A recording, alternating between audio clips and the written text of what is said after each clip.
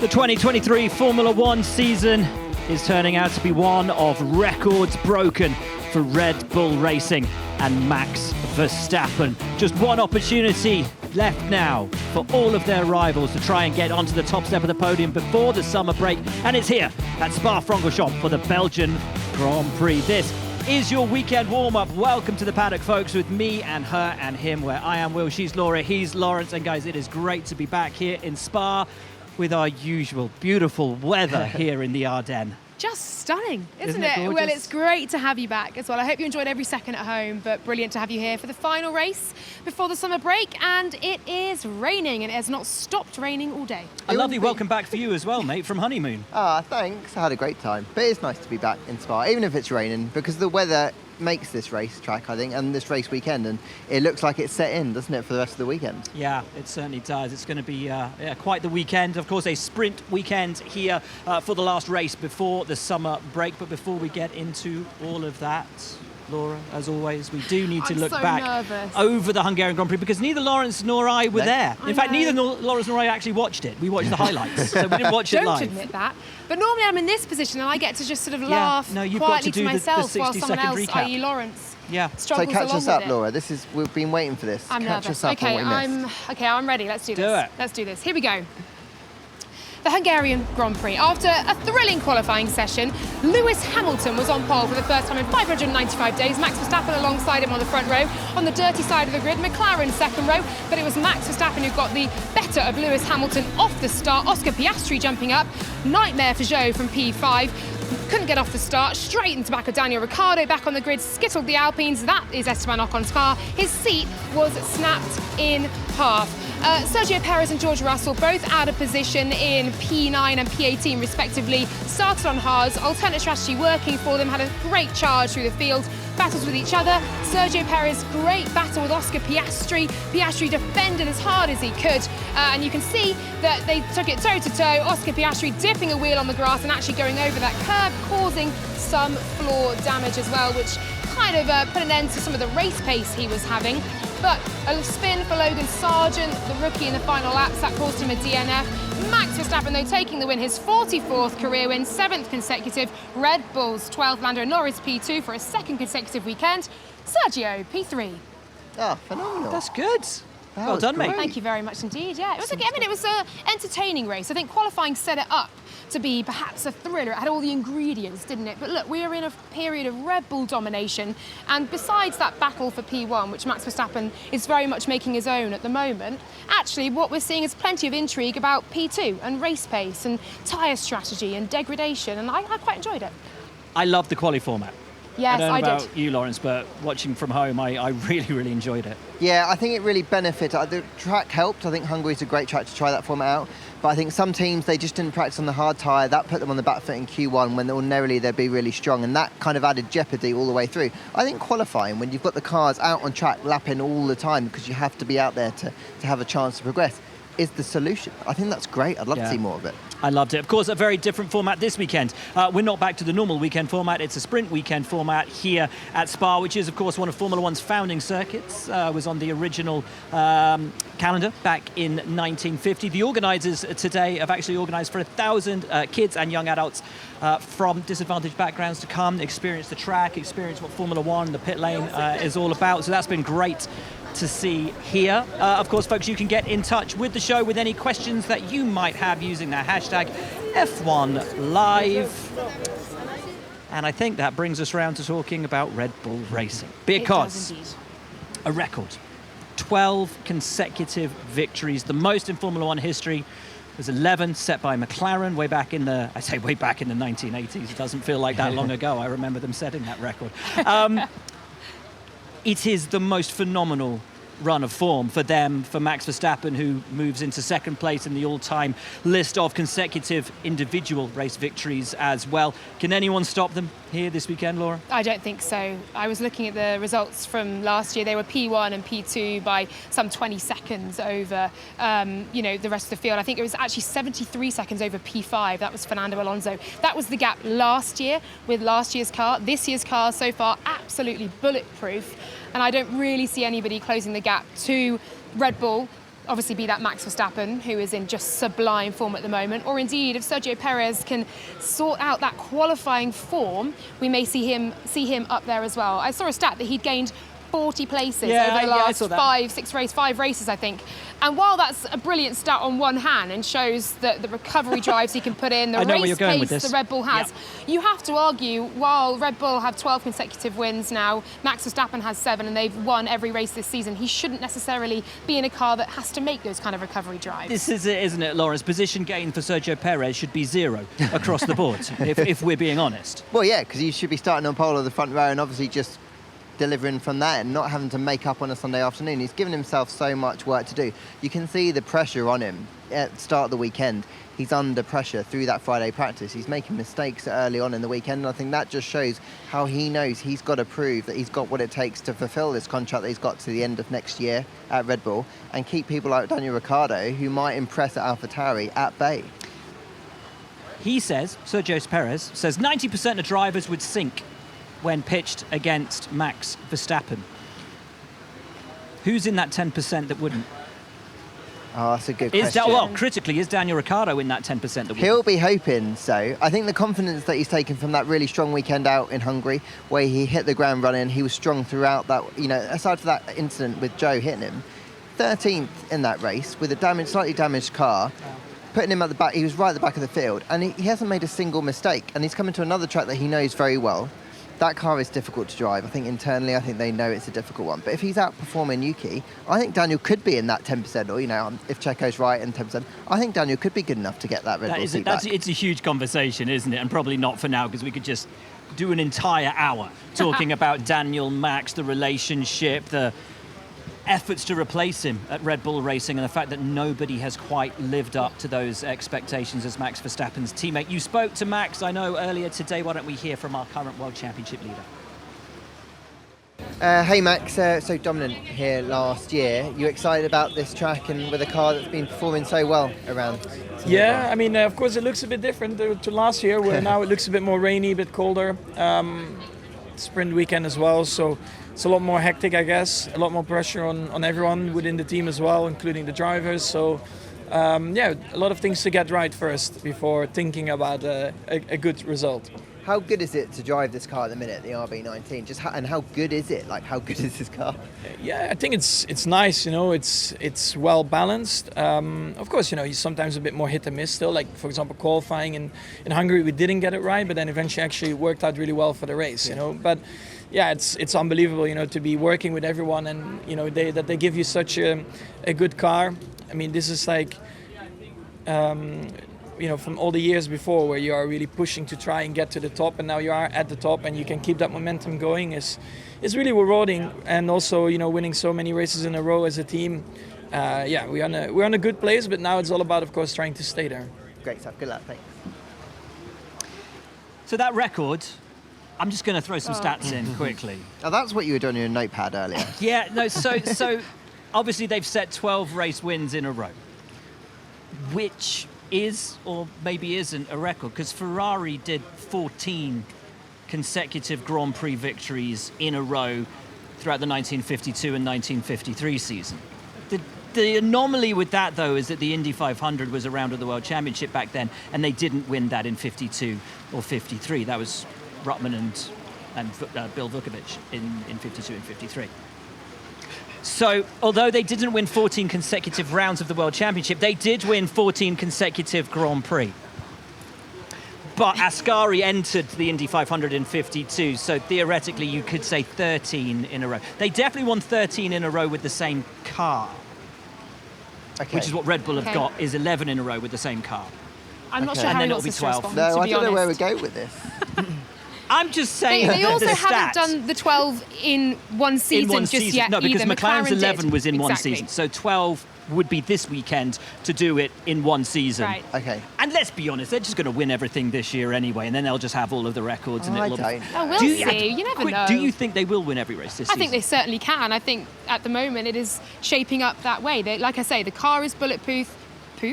bulletproof. The car is bulletproof, and Max Verstappen is in a league of his own, both in how he's driving and the confidence and comfort and relaxation he has. Just in speaking to him, you spoke to him earlier. Do you think they can? Do you think no, they will? No, absolutely not. I think the law of probability, firstly, they just can't go that reliable with both cars for the rest of the year. I just don't think it's possible. But I also think things like this, look, this weather, a sprint weekend, one FP practice session to get the car sorted. And Red Bull haven't always got things sorted in the first practice. True. And that's probably not an Achilles heel, but a slight weakness that they've got. And then we're going to get into the back end of the season where I think that you get to some tracks, Singapore, where anything can happen. And Max has just been very fortunate and he hasn't got into any incident stuff.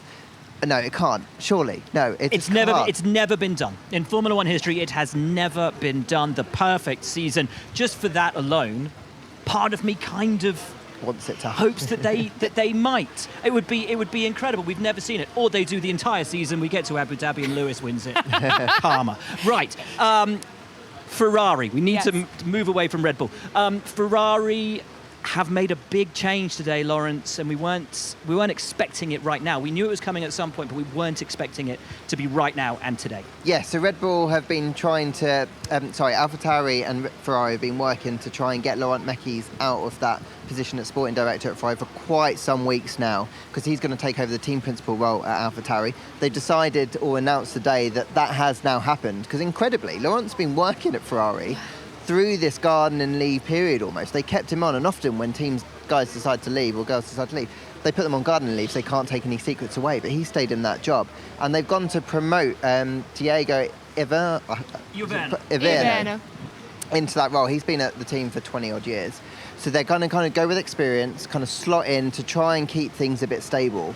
But you would have thought that kind of going forward, as Fred kind of puts a stamp on that team, they're going to want to look to evolve that setup. But for now, Laurent's gone. They can move on. They can probably speak a bit more freely now about what they're going on. And AlphaTauri can kind of kick on with their plans to rejuvenate their team. I think one thing that was very telling in the statistics, Laura, when Ferrari made the statement, was saying, Laurent has been responsible for our 7 victories in 4.5 years. You think to me. 7 in 4.5 is not a lot. No, one of them, of course, coming here in 2019 with Charles Leclerc as well. But it isn't a lot, is it, for a team with the rich history of Ferrari?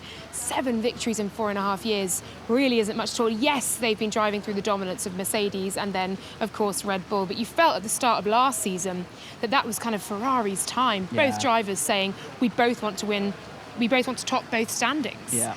And it's just not happening. And even this season, it's just every single weekend there is something for Ferrari. Well, and this is it.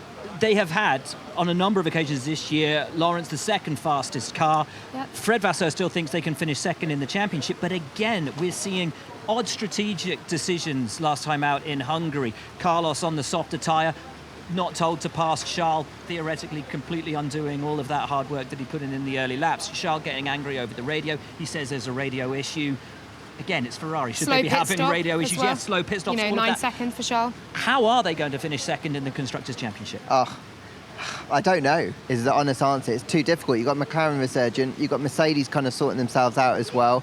We don't really know what Aston Martin are doing. They might come back with a big package, throw themselves into the mix. Even teams like Alpine kind of can be around. I think the problem and the back end, and Charles was talking about this a little bit earlier, is that because there are 4 or 5 teams that are kind of around the same area, same kind of performance level, they're taking points off each other. Yeah. So it's actually not very easy to move back up into seconds. Even if you emerge with the second best car, doesn't mean you can pull your way back into second. And one team that currently occupies second, at least they look to have done after the last 2 Grand Prix with 2 second place finishes. Lando Norris and McLaren resurgent, looking phenomenal. They come here hoping to repeat the results of the last 2 Grand Prix, with Oscar Piastri hoping to find his way onto his first Formula One podium. Hey Oscar. Hello. Great couple of performances, last couple of races. Does that mean McLaren are back? Are they Red Bull's closest threat? I think it's close with Mercedes at the moment.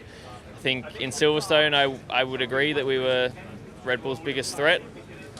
A threat is still a big word to Red Bull, but we're the closest to them. I think in Budapest it was very even between us and Mercedes. I think they were very strong, both over one lap, and also especially the end of the race, the second half, Lewis was incredibly quick. So I think it's been tight with us two teams as sort of this fight for the second best.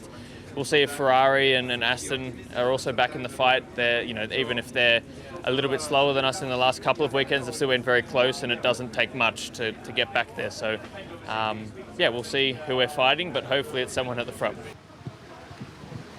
So good to hear from Oscar Piastri, and if you want to hear more from him, you can do on our pre-race show feature interview with him that we just concluded a few minutes ago over in the I think the rain stopped, guys.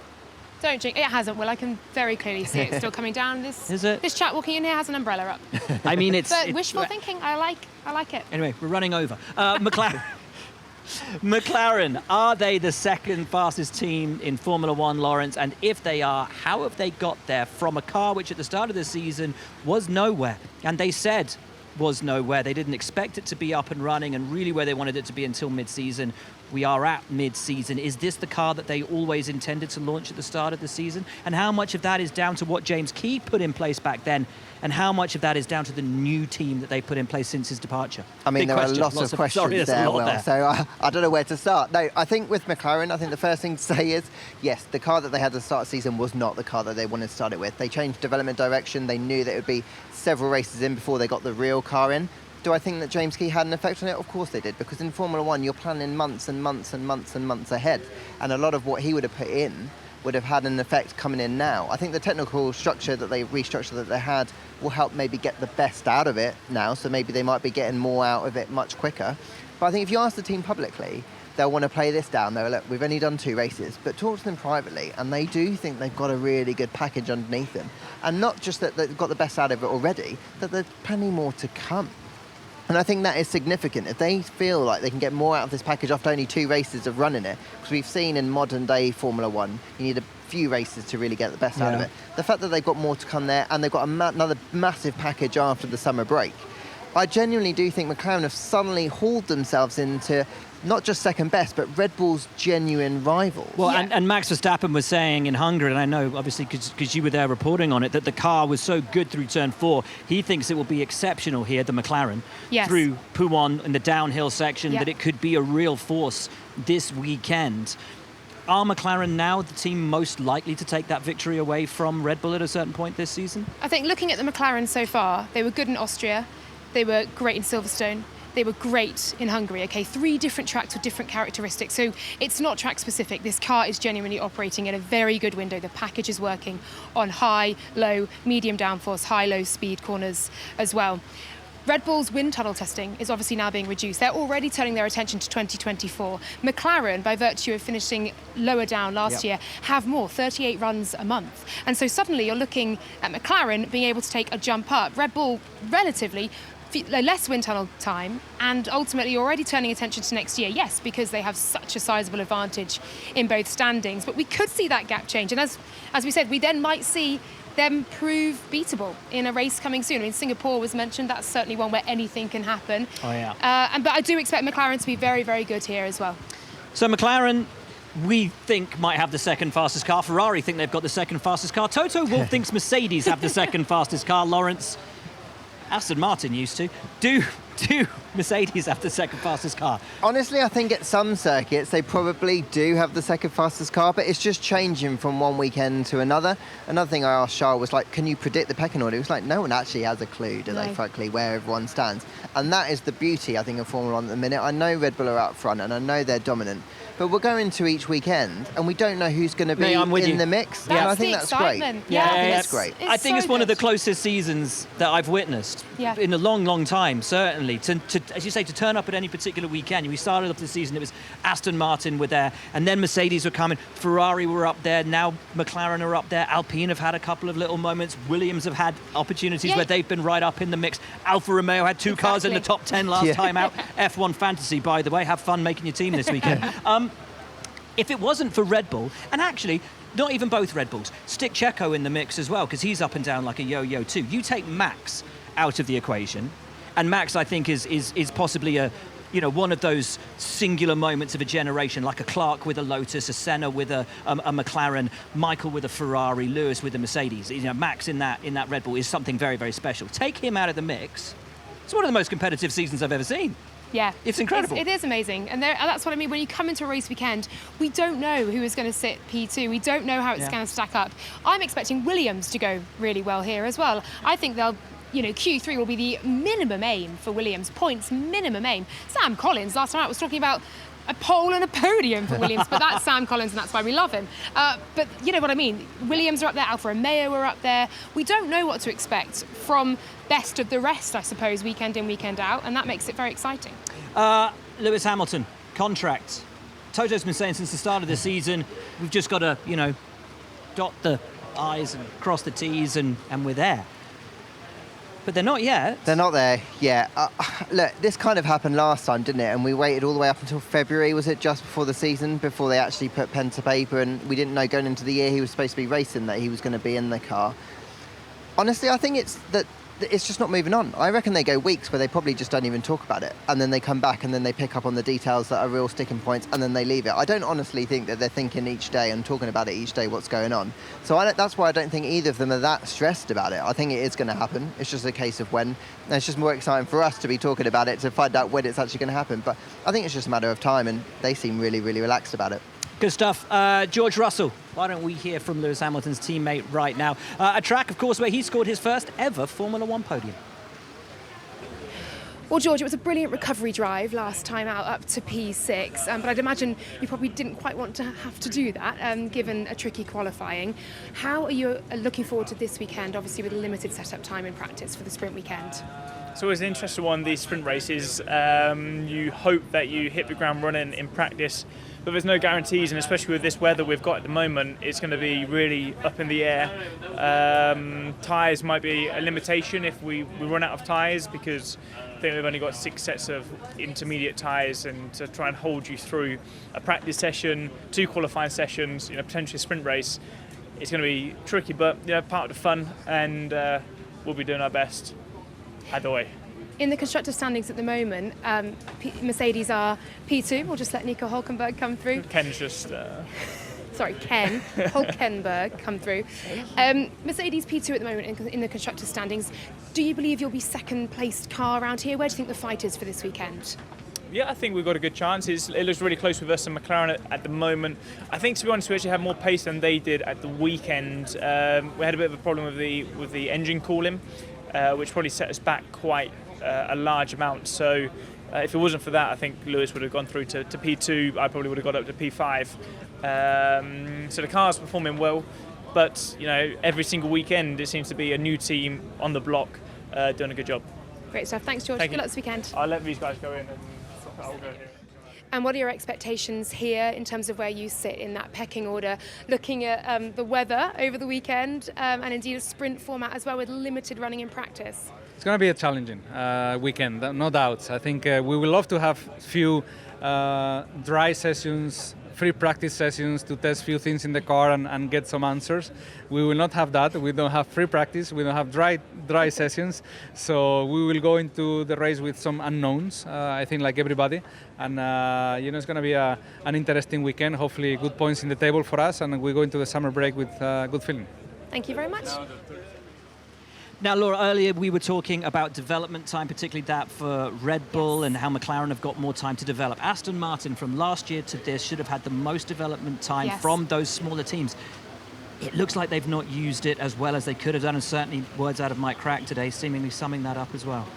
Yeah, very much so. He basically admitted that the car's direction they've gone in was the wrong one. That the upgrades that we saw coming in Canada, that big upgrade package, which, yes, delivered a P2 for Fernando Alonso there, but perhaps track-specific sort of hid a few of the issues that have now come to light. And we've seen since Silverstone, certainly with the new tyre construction as well, that Aston Martin seemingly have just lost this early pace that so excited us all. We are not seeing that Aston Martin of old. Yeah. And Mike Rack saying the development basically has gone in the wrong direction. The side effects are what we're seeing now, and they're going to have to find time to find the answers and turn things around. Fernando Alonso echoing that as well, saying the team is taking a humble approach and learning. Interesting stuff. Pirelli talked about that, new construction of tyre. We will find out later this week whether we have tyre blankets or not going into 2024. Pirelli say they know where they're at with that. We've got an F1 Commission meeting this week. Lots of stuff to be discussed in that, including the likelihood or not of a potential new Formula One team and also potential engine equalisation. I know some noises coming out of Renault that they would like to equalise the engines which are under an engine freeze. Always Renault, isn't it? 07, 2010, 2015. Anyway, let's talk about Alpine while we're on it. Mate, just so disappointing, isn't it? They seem to have pace, and yet, again, just misfortune clocking them both out of the race. Yeah, they're having a proper yo-yo season, aren't they? Really bad start to the year. Then they went on that run of results where Esteban got that podium in Monaco, and it looked like they were kind of bringing themselves back into the mix, and suddenly they looked like maybe the second, third, maybe fourth best car, kind of had the upper hand on McLaren. Then suddenly things have just gone off the boil again. You can see Esteban and Pierre, they're like the car's just not getting quicker. The updates actually that they're bringing aren't making the steps that they used to do when they were bringing updates last year. They've got a new floor this weekend. I think they're pinning a lot on that. There's going to be another big upgrade package after the summer break as well. So they're just pinning the hopes on all of these upgrades. I mean, there's nothing they could do in Hungary. That wasn't their fault, but it still was a no score. And they come here knowing that they need to score big with both cars in the sprint and the race if they're going to stop teams like McLaren really coming after them. McLaren versus Alpine 58-0 over the last two Grand Prix, which is a huge swing. Pierre Gasly this weekend, as he is organising a track run tonight in honour of Antoine Hubert. And of course we do race here this weekend with the tragic incident a couple of weeks ago involving Dylan van Hoff, still very fresh in everybody's mind. That's something that really does stick in all of our minds as we race here this weekend on our return to Spa. One team hoping for a good result this weekend, Williams. Yes. You've been talking about them already. They say they have a slippery car. Slippery car. Slippery car. I'm excited for what Williams can do here. Looking ahead back at Silverstone, where they sort of lit the paddock alight with the speed that we saw from them, they said, look, okay, just kind of ignore us in Hungary. I actually spoke to Alex Albon before, and he's like, we're going to be last. And they weren't last, but they certainly didn't show the same pace they had at Silverstone. But then they said, wait for Spa, wait for Monza. These are two circuits that are really going to suit Williams' aerodynamic package. And so I'm excited to see what they can do here. And if we do have weather, we'll have limited learning from just one practice session, of course, for the sprint format. It could mean that those smaller teams do take the big leaps up. I'm looking forward to seeing it. Halfway through the season, Logan Sargent, as a rookie, have you expected more from him, given what that Williams package has shown on occasion? Well, he's definitely expected more of himself, and I think he would have hoped by this point that he'd been far more settled, far more consistent, getting more out of the car than he's got out of. He just hasn't been able to get into a rhythm over the course of the weekend, which has enabled him to perform at his best on Sunday afternoon. There was that small mistake he made in the Hungarian Grand Prix on that Sunday. It's those little things that he's not managed yet to iron out. The team continue to back him, but he has come into more circuits like that he knows. You know, we're still in this European swing. He's got to start delivering on these circuits, starting here. And if Williams are strong around here, he's got to be the one up with Albon, kind of pushing into Q3 and then pushing up for points. It can't just always be Albon.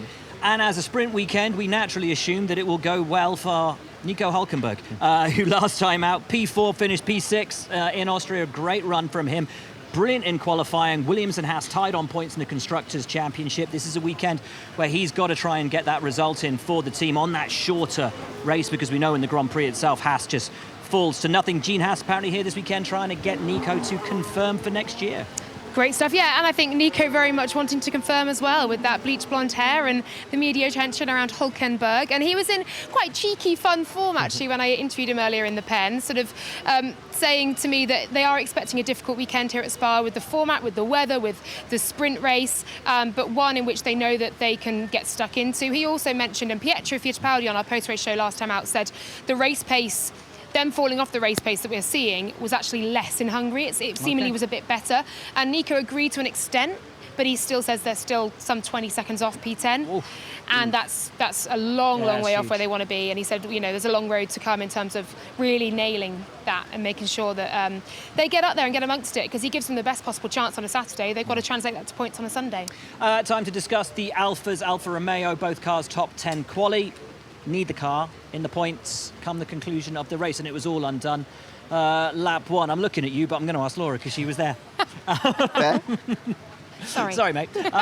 We can talk AlphaTauri in a minute. Alpha, it was a really disappointing Grand Prix for them. Yeah, absolutely gutted for them actually. P5 and P7 and, you know, career best quali for Zhou and the best quali of the season for the team and for Valtteri Bottas as well. The best quali for 10 years. Yeah, ludicrous, It's mad. crazy.